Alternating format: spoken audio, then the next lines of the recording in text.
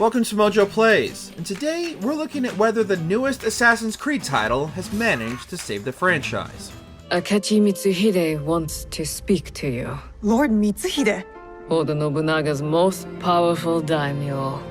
More like his dog. Before we begin, we publish new content all week long, so be sure to subscribe and ring the bell to get notified about our latest videos. If you're a gamer, you're already well aware of the precarious position Ubisoft has been in lately. Their older titles like Far Cry 3 and Assassin's Creed 2 were wildly successful games. So popular, they created a trend of Ubisoft-style open-world games. They're characterized by climbing viewpoints and clearing enemy camps.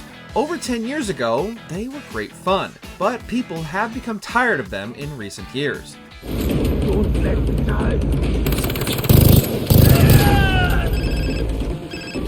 Star Wars Outlaws is a perfect example. You would expect an open-world Star Wars game to sell millions, but that wasn't the reality. Instead, it tanked, with everyone uninterested in the overdone format.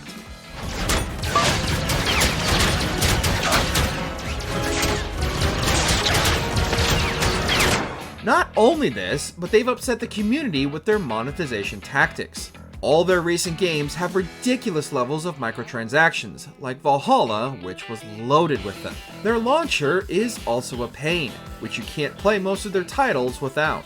If you buy a title on Steam, you'll need to go through both Steam and then Uplay to start the game. All of these things have left a very bad taste in the gaming community's mouth.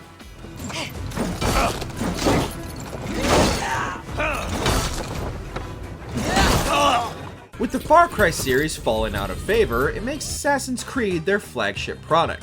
Has Assassin's Creed been declining as hard as their other IPs though? Well, before Shadows, it's tough to say. In the height of the COVID pandemic, Valhalla was released, which quickly became the series' best-selling title.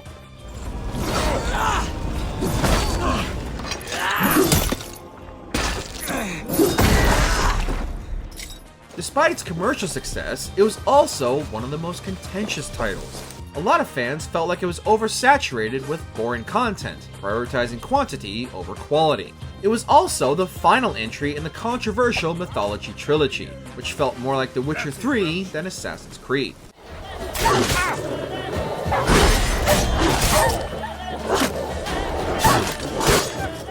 Whether you love them or hate them, everyone agrees they're hugely different from earlier titles. Afterward, Ubisoft promised a return to form with Mirage, set in the vibrant city of Baghdad. It didn't perform nearly as well as Valhalla, with people finding it felt like a DLC for the prior title. Well, that's what it was originally planned to be, then later fleshed out into a full title. Now, the fate of the series rests on Shadows.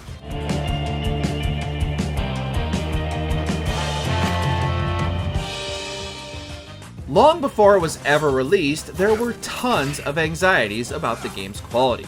If it came out in 2017, it would have been wildly popular, but since then, there has been a huge trend of video games in feudal Japan.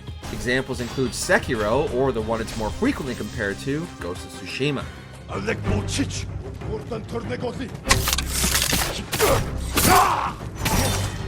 So, Shadows is kind of late to the samurai party. Another cause for concern is how boring Valhalla was. Everyone has been scared about Shadows also being excessively large, becoming just another massive RPG few will ever finish.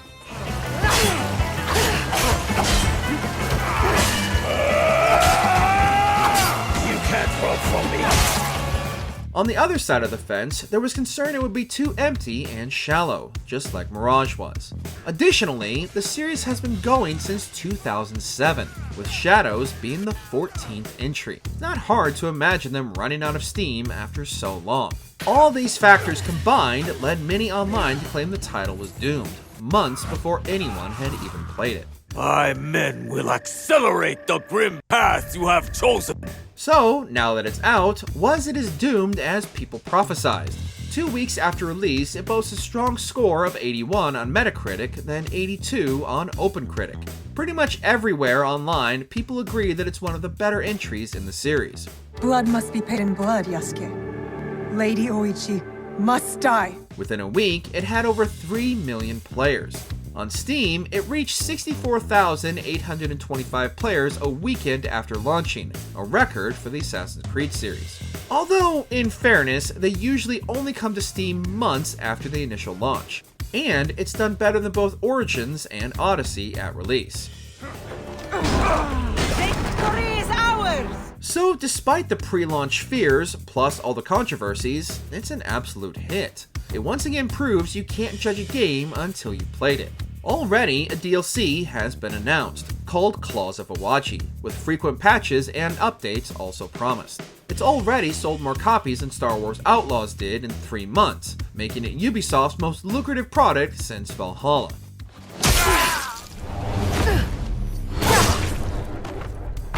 Now, we know reviewers love it, so let's take a look at what they're specifically praising about it. Firstly, the most widely praised feature is the seasons. It's rare to see a game with dynamic seasons, especially ones that mix things up as much as Shadows.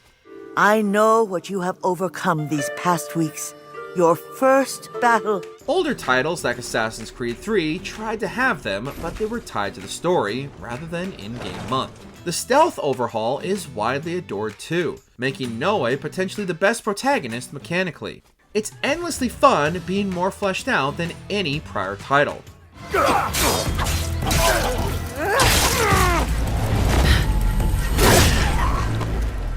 Also, Naoe herself is a wonderfully well-written character, rivaling the likability of Ezio Auditore and Edward Kenway. Exploration has also been widely praised, with the feudal Kansai region looking mind-blowing. The music and sound design also can't be praised enough, plus the art direction is captivating.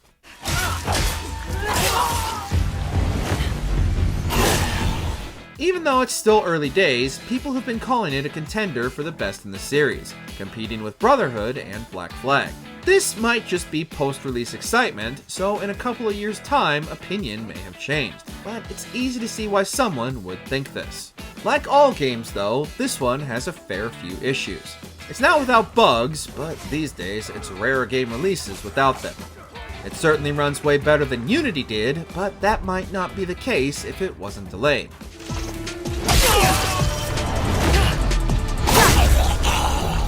The lack of a modern-day plotline has upset people too, but if you dislike that aspect, then you'll see it as a positive. This also extends to Bossam's plotline, which was left on a cliffhanger years ago but has no resolution in Shadows. I need to get you up to speed. So, let's get started. Hopefully, he doesn't end up like Juno, who only got a resolution in a comic few read. Furthermore, if you dislike the Ubisoft format, then this isn't the game for you. While it's a fun rendition of the format, it's still the same at its core. Another cause for critique is Yasuke, who doesn't get the same stealth options available from Naoe. He's a much more tanky character, letting him clear a castle in seconds.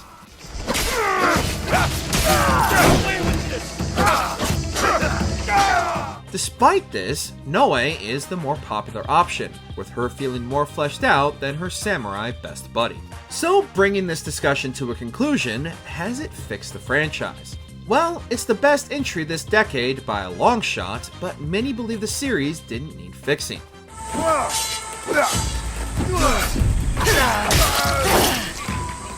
Valhalla was their best-selling entry, making Mirage its only real recent low point. It's not Assassin's Creed that needs saving, it's Ubisoft. This is now their only hit series, so they'll need to keep this level of quality if they want to stay afloat. Their next entries will be Jade and Hexe. The former is an open-world game set in China 215 BC, which sounds promising until you learn it's a mobile game.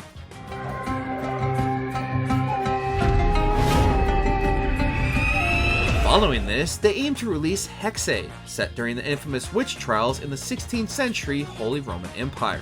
It'll be the first title set in Germany, so we're all expecting tightly packed cities to parkour across. Outside of this series, things aren't looking up for Ubisoft. They're still financially struggling. Many fear they could become bankrupt soon, with Shadows being too little too late, but only time will tell. But that, my friends, I'm afraid, is all we have time for today. Do you think Ubisoft can maintain the high quality of Shadows going forward, or will they continue to decline with time? Let us know in the comments. We will meet soon, Ox. Thanks for watching. If you enjoyed the video, there's more where that came from.